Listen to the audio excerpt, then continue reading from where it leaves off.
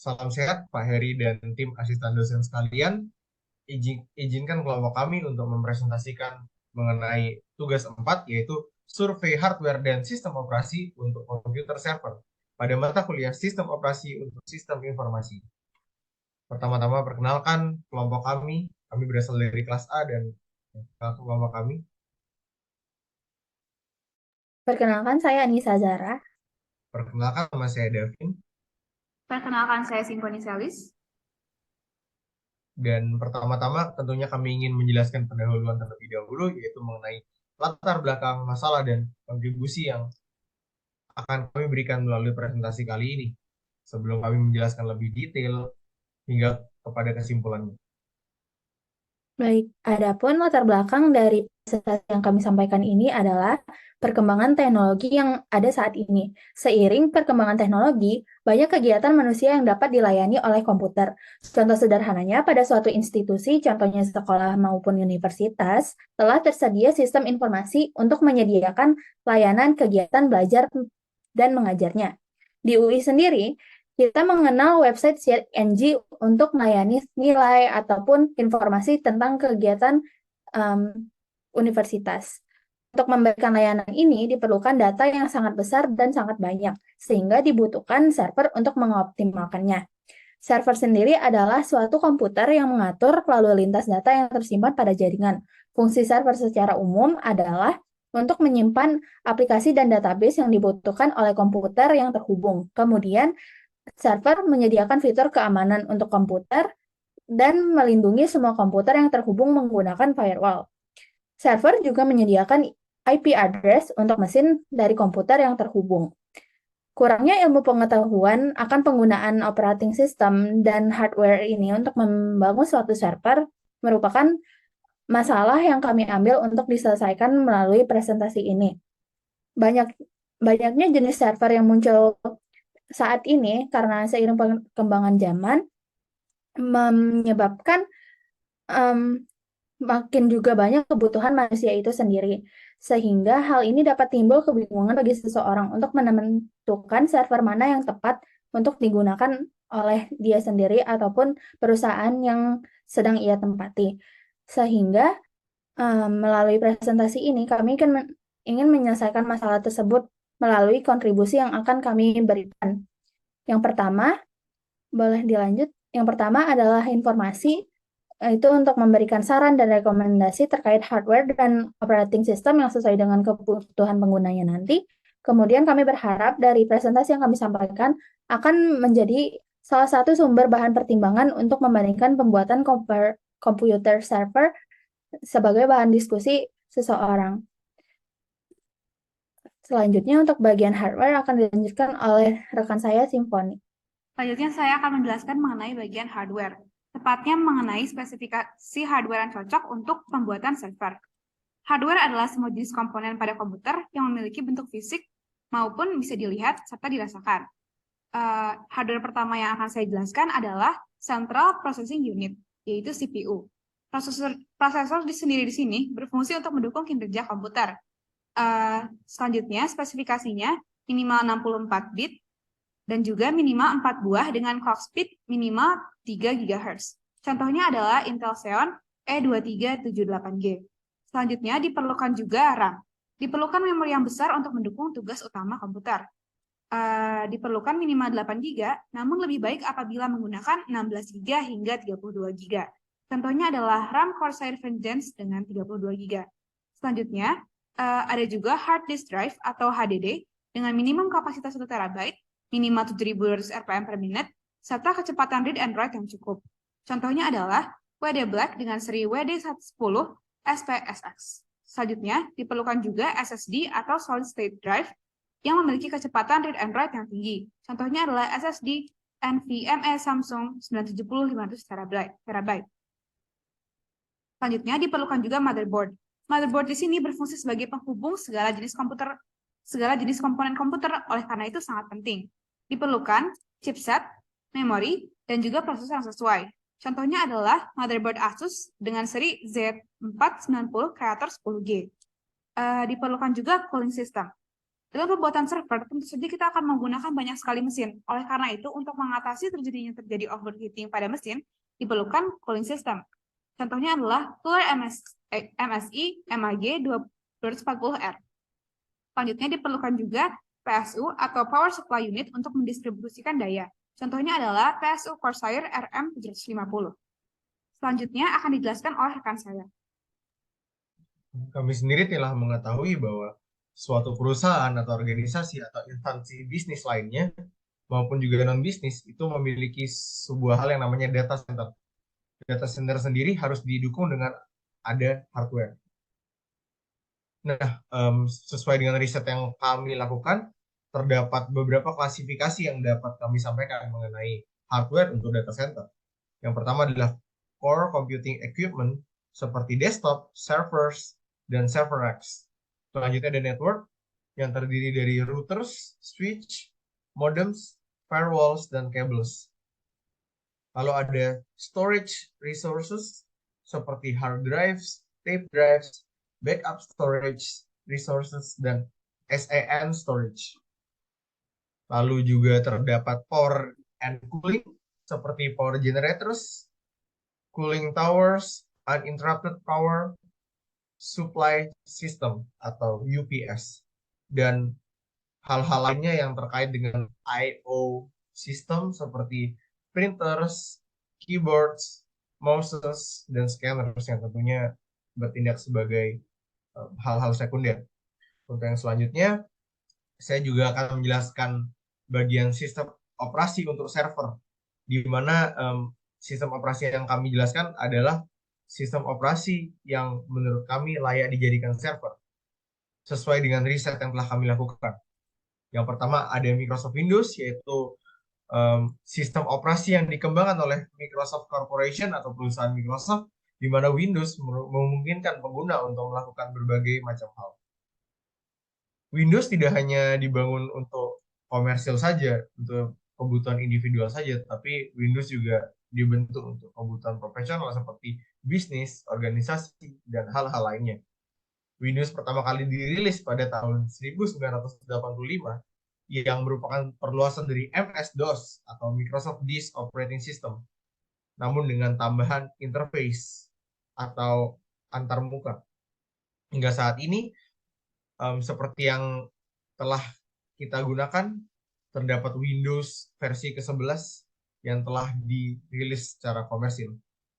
Mengapa kita menggunakan Microsoft Windows? Yang pertama pastinya karena performanya yang tinggi, lalu kompatibilitasnya yang tinggi, lalu Windows juga dapat multitasking, dan juga GUI atau Graphic User Interface yang interaktif.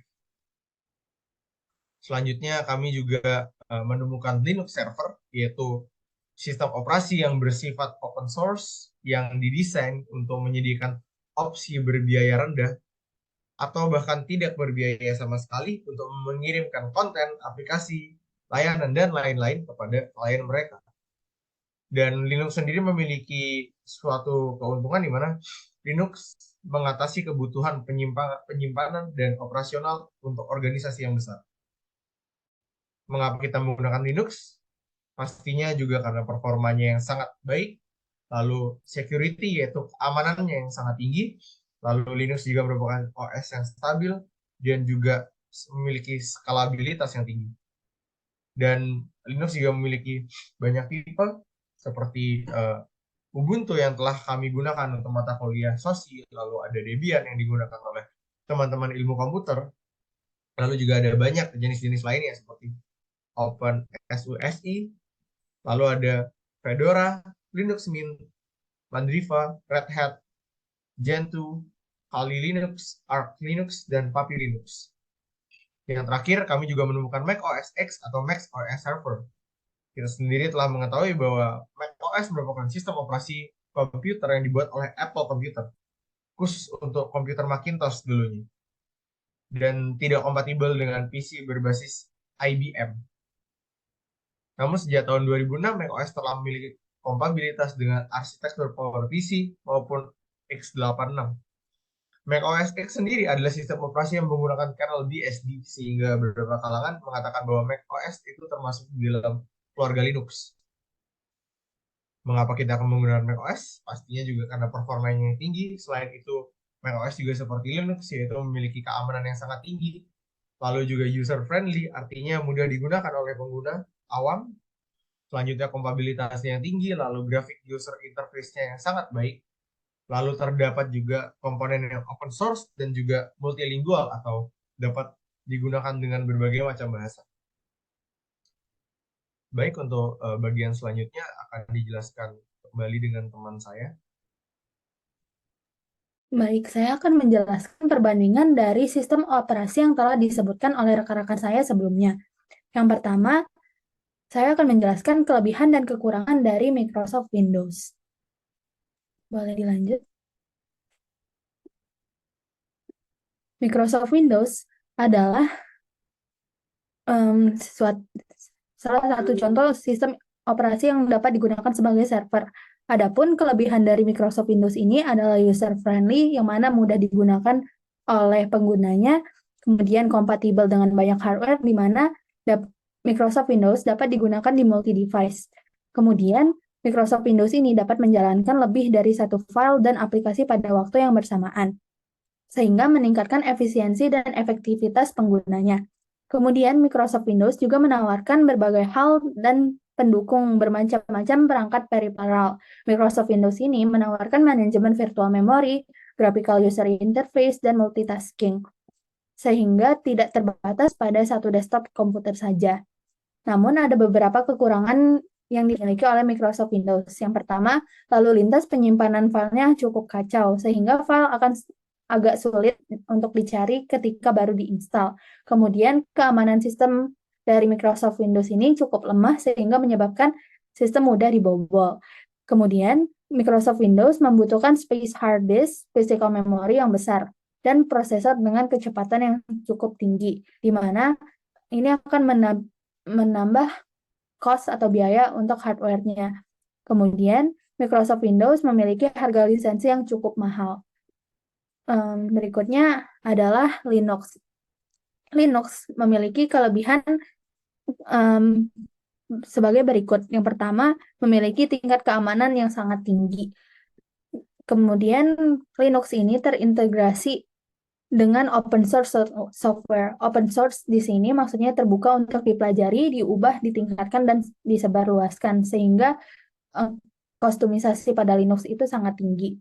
Kemudian sistemnya memiliki tingkat stabilitas yang tinggi, sehingga jika terjadi error pada hardware, Linux akan tetap stabil dan dapat diandalkan oleh penggunanya. Kemudian Linux sendiri tidak memungut biaya apapun untuk penggunaan lisensinya, bersifat free license. Namun ada beberapa kekurangan dari Linux. Yang pertama adalah kurangnya dukungan untuk jangka panjang, sehingga Linux ini tidak cukup untuk diandalkan karena update yang dilakukan itu tidak secara berkala dan distribusinya cukup kompleks. Kemudian Linux sendiri tidak user friendly, artinya susah untuk digunakan oleh pengguna awam yang baru mengenal komputer. Kemudian pada Linux memiliki nama package yang cukup rumit seperti yang dapat dilihat pada layar ini. Kemudian terdapat beberapa operasi yang belum didukung oleh graphical user interface yang disediakan oleh Linux. Selanjutnya, adapun kelebihan dari kekurangan dari macOS, yang pertama kelebihannya macOS mudah dalam segi penggunaan dengan GUI yang intuitif. macOS menyediakan user experience yang sangat baik dibandingkan dua operating system sebelumnya. Kemudian macOS memiliki keamanan yang sangat tinggi dan memiliki kompatibilitas yang memadai untuk format-format umum seperti PDF, doc, TXT, dan lain-lain, sehingga sangat cocok digunakan untuk perkantoran. Kemudian performa yang diberikan juga sangat tinggi. Kemudian adapun kekurangan dari penggunaan macOS sendiri adalah hanya dapat dijalankan pada Apple hardware. Kemudian kurang cocok untuk aplikasi server dan games, dan harga perangkat dari Apple hardware itu relatif mahal dan tidak fleksibel karena macOS sendiri di-built-in dari awal adanya hardware. Jadi seseorang harus membeli perangkatnya Apple saja dan tidak dapat di-download secara bebas. Kemudian aplikasi yang disediakan masih terbatas dan banyak software yang masih berbayar, sehingga cost-nya pun dari segi hardware dan software akan sangat mahal. Adapun bagian selanjutnya terkait rekomendasi hardware dan sistem operasi akan dijelaskan oleh rekan saya. Baik, selanjutnya saya akan menjelaskan mengenai rekomendasi hardware serta sistem operasi yang cocok untuk berbagai kalangan perusahaan. Dalam hal ini perusahaan kecil, menengah, maupun besar. Boleh dilanjut? Untuk aspek pertimbangannya, kelompok kami mempertimbangkan usability, yaitu kemudahan dalam penggunaannya, kemudian juga price, selanjutnya ada flexibility, serta simple dan complete. Simple dan complete di sini maksudnya adalah penggunaan yang simple, tetapi memenuhi kebutuhan yang diperlukan oleh pengguna. Selanjutnya, berikut adalah tabel rekomendasi dari kelompok kami. Untuk perusahaan kecil, kami mengambil asumsi terdapat kurang lebih 50 pengguna, sedangkan untuk perusahaan menengah, kami mengambil asumsi kurang lebih terdapat 200 pengguna, dan untuk perusahaan besar, kami mengambil asumsi dengan terdapat kurang lebih 500 pengguna. Untuk perusahaan kecil, kami menganggap bahwa berdasarkan survei, bahwa penggunanya itu masih awam, karena itu diperlukan sistem operasi yang user-friendly, serta mendukung banyak perangkat, dan juga dengan biaya yang relatif murah. Oleh karena itu, kami merekomendasikan Microsoft Windows. Sedangkan untuk hardware, kami menilai dari 3 aspek, yaitu CPU threads, RAM, serta hard disk drive. Untuk CPU berpengaruh kepada kemampuan multitasking, sedangkan RAM berpengaruh pada kapasitas memori, sedangkan hard disk drive sebagian digunakan untuk server dan sebagian digunakan untuk database. Untuk hardware perusahaan kecil, kami merekomendasikan CPU thread sebanyak 8, RAM sebanyak 12 GB, serta hard disk drive sebanyak 40 GB. Sedangkan untuk perusahaan menengah, dengan perusahaan yang memerlukan kompatibilitas tinggi serta pemilihan perangkat yang fleksibel, karena variatifnya jenis perangkat yang digunakan, maka kami juga merekomendasikan sistem operasi Microsoft Windows. Sedangkan untuk hardware-nya, kami merekomendasikan CPU thread sebanyak 24, RAM sebanyak 64 GB, serta hard disk drive sebanyak 200 GB. Kemudian untuk perusahaan besar cenderung memiliki berbagai data yang penting. Oleh karena itu memerlukan tingkat keamanan yang tinggi serta fleksibilitas yang tinggi juga. Oleh karena itu, kelompok kami merekomendasikan sistem operasi Linux. Nah, untuk hardware-nya, kami merekomendasikan CPU thread sebanyak 24, RAM sebanyak 128 GB, serta hard disk drive sebanyak 500 GB. Selanjutnya akan dilanjutkan oleh rekan saya. Baik, tiba saatnya kami mengarahkan kepada bagian penutup, yaitu yang merupakan kesimpulan dari presentasi yang telah kami jelaskan. Menurut kami, suatu server memiliki spesifikasi sistem operasi dan hardware tertentu untuk digunakan. Berdasarkan riset yang telah kami lakukan tadi, terdapat 3 jenis sistem operasi terkini yang layak untuk digunakan sebagai server, yaitu ada Windows, Linux, dan Mac OS. Tiap-tiap sistem operasi memiliki kelebihan dan kekurangannya masing-masing, sehingga penggunaannya dapat disesuaikan berdasarkan kebutuhan dari orang yang menggunakan itu sendiri. Sementara hardware mencakup prosesor, RAM, penyimpanan, motherboard, dan cooling system seperti yang telah teman saya jelaskan tadi. Dan menurut kami, semakin kompleks kebutuhan suatu pengguna, maka akan memerlukan hardware dan OS yang semakin canggih juga. Mungkin dari Bapak atau tim asisten dosen bertanya-tanya mengapa kami tidak mencantumkan Mac OS di dalam pilihan, karena menurut kami Mac OS kami lebih memiliki preferensi untuk memilih Windows dan Linux untuk perusahaan dan Mac OS untuk kebutuhan individual dan untuk kebutuhan perusahaan. Namun kami tetap mencantumkannya sebagai indikator untuk menentukan mana yang terbaik. Dan sekian presentasi dari kami. Di sini terdapat referensi yang dapat Bapak atau tim asisten dosen lihat. Dan apabila kami terdapat kesalahan kata maupun kesalahan lainnya, kami ingin mengucapkan mohon maaf yang sebesar-besarnya, dan kami juga ingin mengucapkan terima kasih atas perhatian Bapak dan tim asisten dosen, serta terima kasih karena telah menonton video ini.